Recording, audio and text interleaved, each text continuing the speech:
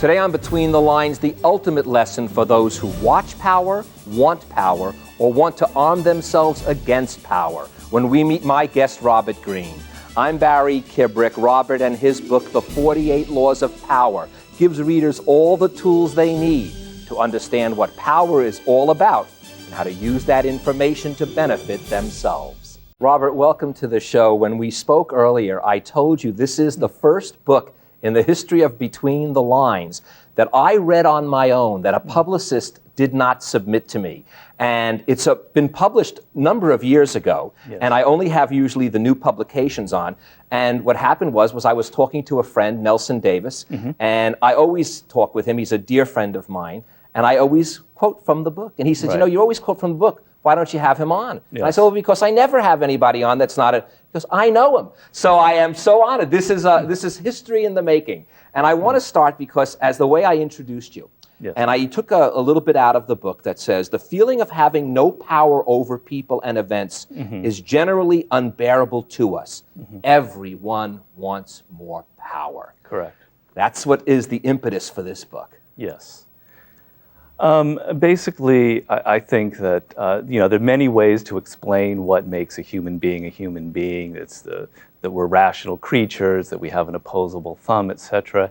And I thought that there was something a little more elemental, that there's something in our animal nature that isn't quite gotten at in a lot of these books that are written about power and who we are. And just in my own personal experience and in my wide-ranging reading of history, I've just noticed this trend that everybody wants power. And power it's generally seen in the sort of ugly light of you want power, you want to become president, you want to take over other countries, but it's not that. I know, it's very funny you should say that. That was my son's first concern. He says, Dad, this seems like an awfully harsh book. And in fact, one of the lines I was going to even say, there is that sort of devious part of power that is a little unsettling for the human being. Yes, and I maintain that in our country, in our culture in particular, there's a lot of kind of negativity and guilt around the whole phenomena of power. But I think that, and in other cultures, particularly places, if you've ever lived in a country like Italy or France, they're much more straightforward about the whole thing, and there isn't this guilt about it. But the thing is, everybody wants that feeling of control, that you have some power over the people around you, in the sense that if you talk to them, that you can at least persuade them with your ideas, that you can get them to do what you want, that you have just a feeling of control in your life.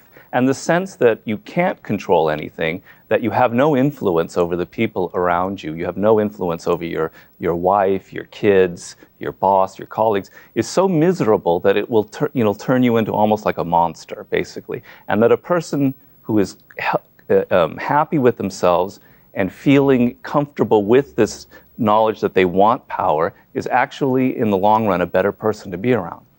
Isn't that funny? Because misery and unhappiness is truly the root of all evil. You're very right. So when you feel a little bit more in control, you're empowered. You feel a little bit better about yourself and therefore affect people around you in a more positive way. Well, there's the famous quote that power, absolute power corrupts absolutely, that people quote a lot. But then Malcolm X came out with the quote that having no power corrupts even more absolutely. So the sense of feeling like you have no power, no control is actually more corrupting in the long run.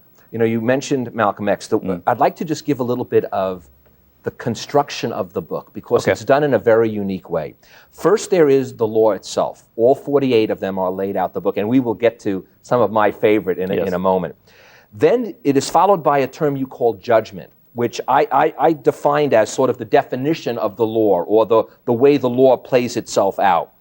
Then you come into the transgression of the law, which is what happens when you don't follow this law. Right. And what you use throughout the book, both in the transgression and the next part, the observance, is historical references. Right. You go in and you give examples from history to almost to the present, but I'd say at least till the 40s, 50s, even, did you go to the 60s? I don't think so. But World War II, you hit a little bit there as well. And then you go to the interpretation of the law. Then you have this subject called the keys to power. This is sort of the summation, practical usage of the law. Like you said, this is not just people who want to climb to become president or assess to power, but how can you in your everyday life utilize this to benefit yourself and those around you? Right. And then finally, you have these marvelous quotes in red. They form on the outsides of the pages, they form the borders, they form sometimes in the middle of it. So you really keep getting reinforced over and over again. So you almost don't have to study the book. It almost naturally studies itself as you read it.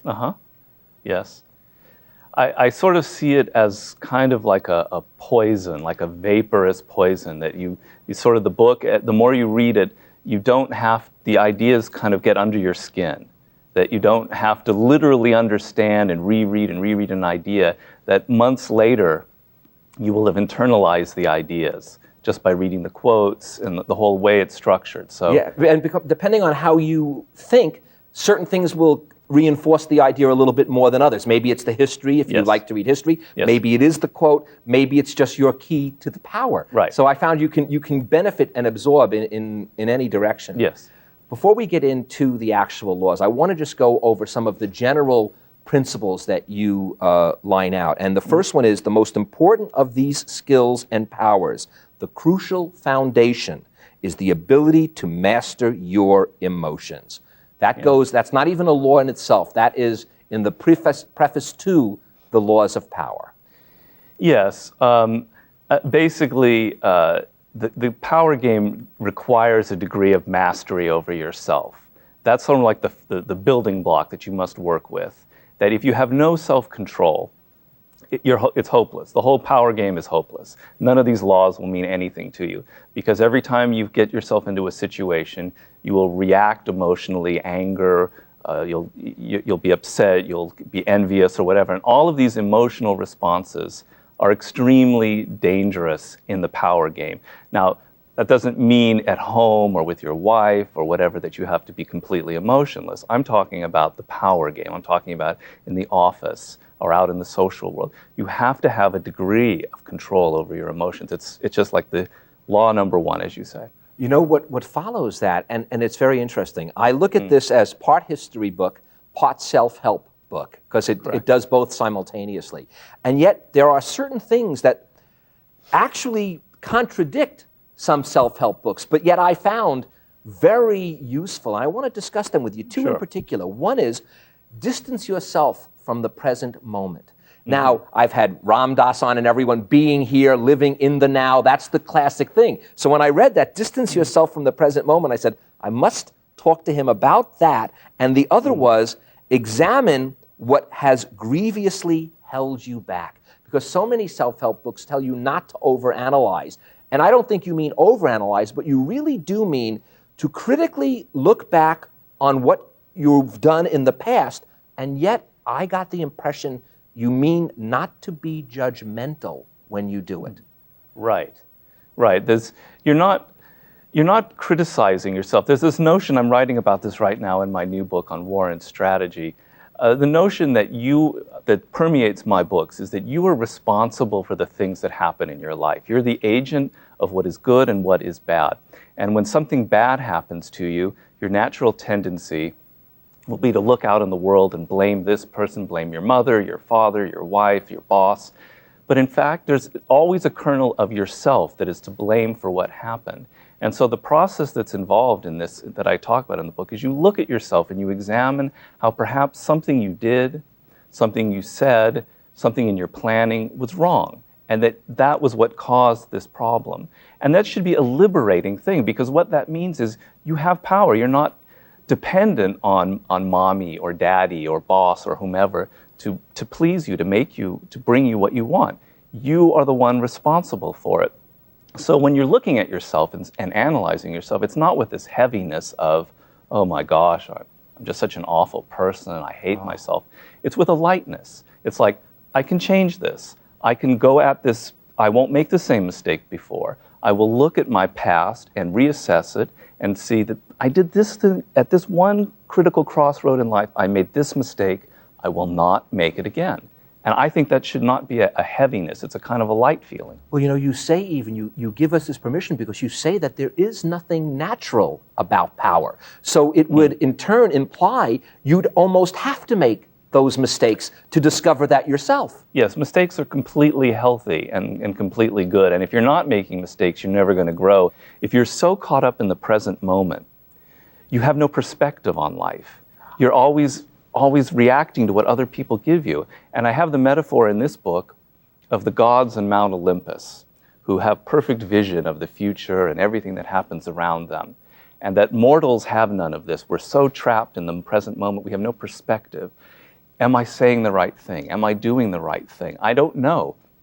And then in the ancient Greek world, there was a character like Odysseus or the great statesman Pericles, who was a step between the human and the gods. These were people who had a degree, what the Greeks called prudence. They were able to distance themselves from themselves and look at the future and look what was going around them with a dispassionate eye.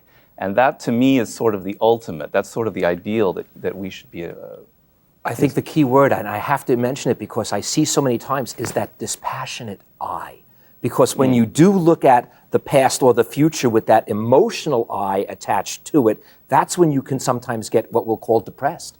Literally, if you don't do that, am I right? You need to distance yourself from yourself in a very strange way. I mean, to go outside of my book, there's a very great poet, Robinson Jeffers, a California poet, and his whole school of thought was the objectivism, getting outside of yourself, looking at nature, looking at the world around you, and becoming absorbed in this beautiful world around you is actually a lot healthier than being constantly locked in yourself and your own emotions. So. There's another one, and again, we haven't even, I love this about this book, is I haven't even gotten into Law 1 yet. So, okay. And by the way, I won't go in order, and we're never going to cover all 48. I'll let the viewers know that right away. Sure. This line here, because, and I think you give example and example of it over and over again in the book, and that is half your mastery of power comes from what you do not do. Oh, very, very, very important, yes. What you don't do, out of realizing it'll cost you too much. And what do I mean by costs? I don't mean money. I mean time. I mean your emotional entanglement in something that's not worth it, on and on. But most importantly, time. You realize before you do something, it's not worth it. I'm not going to get embroiled in this fight that another person's trying to suck me into. I'm not going to get emotional and react to what this person does. And the most powerful people in the world are those who know what not to do. It's a very powerful tool. Let's go into the laws. And the only two I will tell the viewers I won't miss, because I find this uniquely interesting. I don't believe that there is an order of what makes one person more powerful in the 48. In other words, it doesn't start with the most important and end with the least important. But I do find that usually the first one and the last one are a little different, because a lot of work had to go into deciding which one am I putting first and which one am I putting last. The rest, I think you can just mix them around. So I want to hit the number one. Never outshine the master. And what made this an interesting law for me is when you think of power, you almost think that the person is the master who has the power. Right. Okay? So when you read this, though, and in fact, I had this discussion with my wife yesterday when I was trying to come to terms with that concept.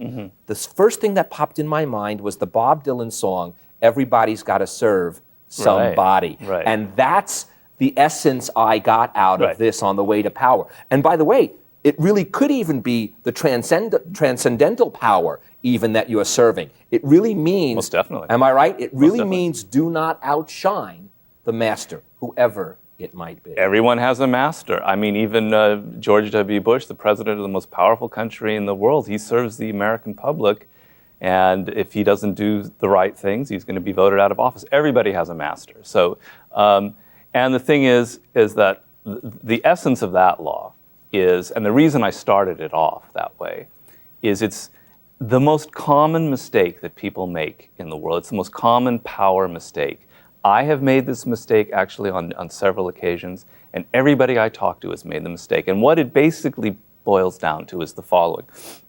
You're in, let's say, a work situation, and you want to please your boss, your master, whomever that is. And you work really hard, and you show him or her that you're capable of all of these great things. You write an extra special report, blah, blah, blah. And then in the end, you find out that your boss or whomever is actually a little bit cold to you, isn't actually impressed. And what has happened is you've gone too far. You've made the boss feel insecure, made them feel like you're better than him or her, that actually people like you more than they like the master. And so you have to be very careful that the first things you should do in such a situation is actually to make your boss, your master, whomever, feel comfortable that you're not after their position, that you recognize that they are above you. A lot of these things we're talking about in here seem like, well, you're discussing something in the 17th century. We're in a democratic world. We don't have masters and such and such. And that's, I think, the problem a lot of people have is we may look so modern in 21st century, but certain basic things haven't changed. And the person that you are working for is just like a Cesare Borgia, is just like Louis XIV. They have the same insecurities that have existed for hundreds of years. And you have to not make them feel insecure, but make them feel good about themselves. In fact, you say that this is the one law that a lot of people have a big problem with, yes. because inadvertently, as you said, by trying to do the best you can yes. for the person you're serving, you make them feel uncomfortable. That's a yes. very unique twist in this particular law. Yes. By the way, I want to tell the viewers too, for every law, you have a reversal. Some don't, and I want to hit on those as we go. And in fact, the next one I want to hit on has no reversal. Right. I like those for the most part. I don't know why. I was more attracted to the laws that have no reversal. No. So much depends on reputation. Guard it with your life. And again, in fact, you even stated there is no possible reversal for that one. Right. Well, the gist of that is that we're creatures that judge other people by their appearances. So, for instance, I don't know who Barry Kibrick is inside. I don't know who you are. I've just met you. I don't know what makes you tick or whatever. So I have to judge you by what I see, by the way you dress, by the people you surround yourself with, by just the appearances. And because I judge by the appearances, something like a reputation is a critical component. So if, for instance, before coming on the show, I know that Barry Kibrick has this reputation for being absolutely a brilliant interviewer who asks these kinds of questions, etc., your reputation precedes you, and it's kind of this powerful thing. So even before I come on the show, I'm sort of impressed with you. I know who you are, and that changes the whole dynamic, because that reputation is like your pedestal of power. It's what people see when you're walking out in public. It's how people judge you. And if you don't protect it, and if you do something that will make them think, oh, he's not actually such a good interviewer, he's not actually such a powerful person, it's a devastating thing, because once your reputation is ruined, it's very hard to build it back up. Oh, there's no doubt. And like you said, it really does make an introduction for you, basically. And it was funny. The person who turned me on to this book was a wonderful woman named Sandra Nahan. And when I got the book, I was joking with my wife, and I said, Betty Lou, I failed all of these laws of power. I doubt that. But it was very funny. The one that I starred when that happened, and as I said, the book has been out for a while, was Always Say Less Than Necessary. And I know that was something that I had to take control of, because I know, I even joke with my own bosses here, the joke was always, not only do I gild the lily, I'll gild the gilded lily. And you have to be very cautious of that. Well, as an interviewer, though, you have to be able to talk a little bit. Maybe that's where the reversal on this one will come in, of course. Yeah. But still, it's not saying more than you have to say to get to where you need to go. I could have almost started the book with that law, because that's the second biggest mistake that people make. See, I'm going in order here from my own mistakes. I mean, and we've all had the feeling. You go on a job interview and you're nervous, and you just talk and talk and talk, and in the process of talking, you say something that's probably stupid, you probably say something that's going to offend the person you don't really know, but you just have this feeling, I talk too much. And so what you have to do is you have to get control of your tongue, and you have to learn that in any situation, of course, when you're in the house, you can relax a little bit, but in any kind of situation in the world, you have to basically be aware of yourself, be aware how other people are perceiving you. And the person who, let's say in a meeting, in a work situation, the person who talks too much seems weak, seems like they have no control over themselves. And the person who talks less has a more kind of powerful appearance, more powerful persona. So we said earlier you have to control your emotions. Well, if you can't control your tongue and your propensity to always talk, you're just as hopeless as if you can't control your emotions. When asking for help, appeal to people's self-interest. That's the law. But what I thought the most interesting line was, do not confuse your needs with theirs. And again, I sense when people are striving for something, that has got to be another one of those common mistakes. You are thinking about what you want, what you desire, what you may even know is so right. And yet, if you confuse that with what the needs of those who you're going to, you have a big problem in power. Well, everybody operates by self-interest, and I don't mean by that a negative comment. I think that that's just the truth, and I think if you recognize the truth, it's a lot better. And so I operate by what's in my own self-interest, and everybody else around me does. So when you want to get something from someone, you need their help. You need them. We're always in need of help. You need them to do a favor for you, whatever it is. Your first step has to be detach yourself, become calm. Don't think of what you need and what you want. First, think of how they're operating, what's inside their head. It's just a critical step that permeates everything you do in this game. Knowing what the other person wants, getting inside their skin, thinking inside of them, and what will appeal to their self-interest.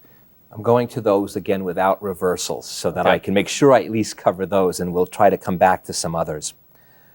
Recreate yourself. Right. There is, again, no reversal. Do not accept the roles that society foists upon you.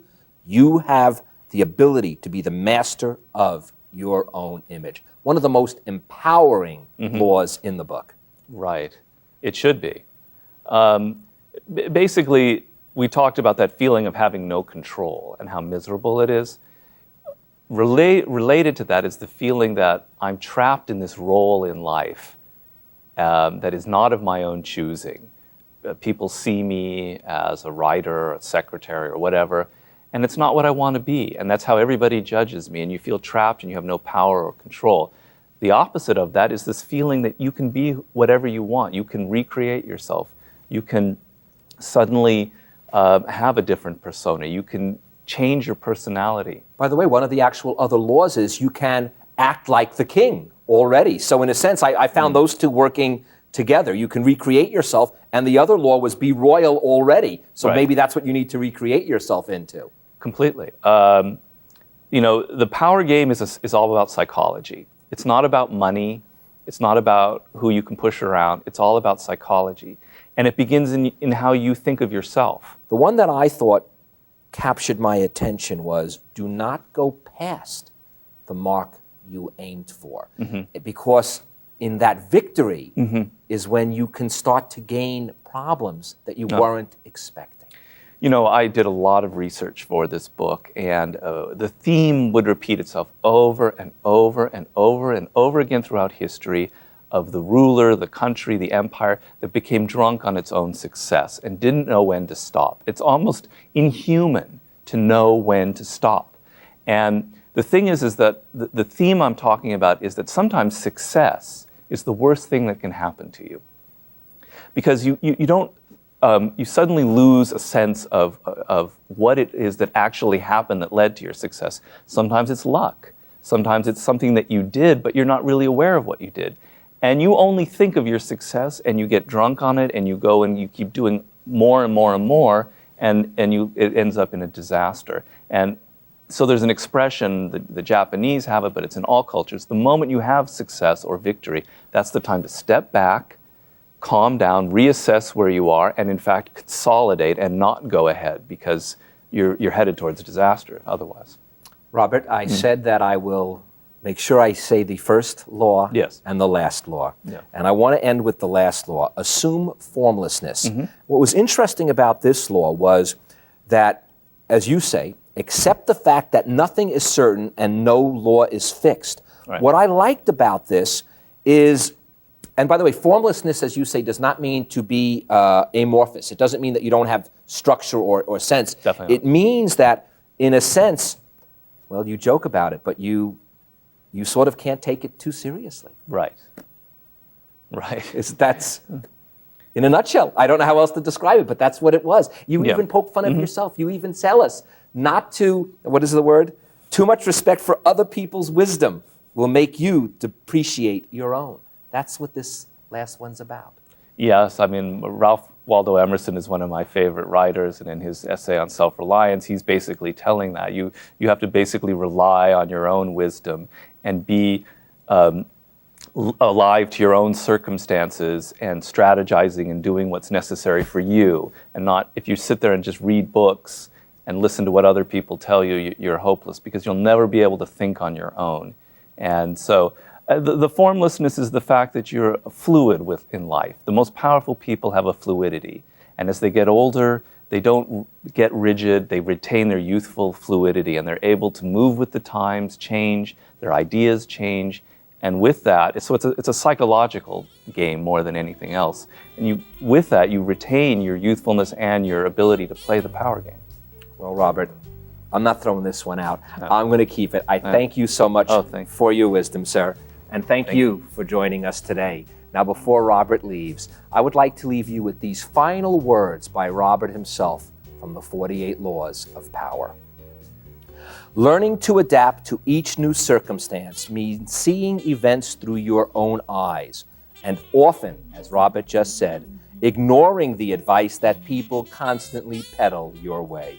It means that ultimately you must throw out the laws that others preach and the books they write to tell you what to do. I'm Barry Kibrick.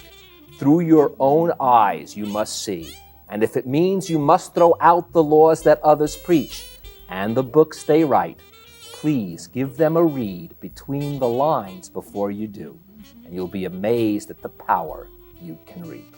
Thank you, Robert. Thank you very much, Barry.